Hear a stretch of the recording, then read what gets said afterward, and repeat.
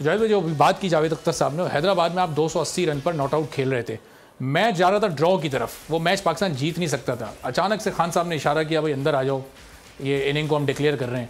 20 run आपको चाहिए थे ट्रिपल सेंचुरी के लिए, अगर 20-25 मिनट और दिए जाते तो पाकिस्तान की दूसरी ट्रिपल सेंचुरी हनीफ मोहम्मद साहब के बाद हो जाती। बादल वो पोजीशन ऐसी आ गई थी कि लाजिम बात है कि वो जो इंडियन टीम वो सोचते हैं ना, वो इतना टाइम ले रहे थे। उस वक्त ओवर्स नहीं होते थे, उस वक्त ना वक्त की टाइम 5 बजे तो ख़त्म हो गया बस।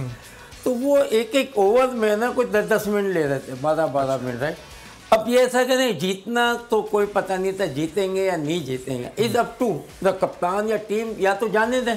मगर करने के बाद उन्होंने क्या, तो हम मैच जीते ना, मतलब जैसा भी था, मगर आपको रिजल्ट मिला ना। और यही रिजल्ट की वजह से जो था ना, डिक्लेरेशन की थी कि अब आ गए हैं मैच जीतने की करें।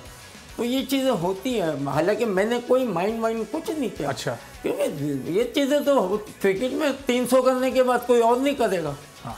अभी देखें कितने ने करते, 365।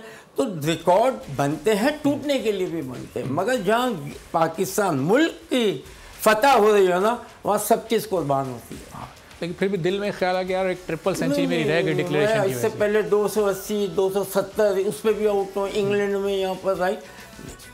किस्मत नसीब की बात है, हो सकता है तो हो सकता है, वरना नहीं।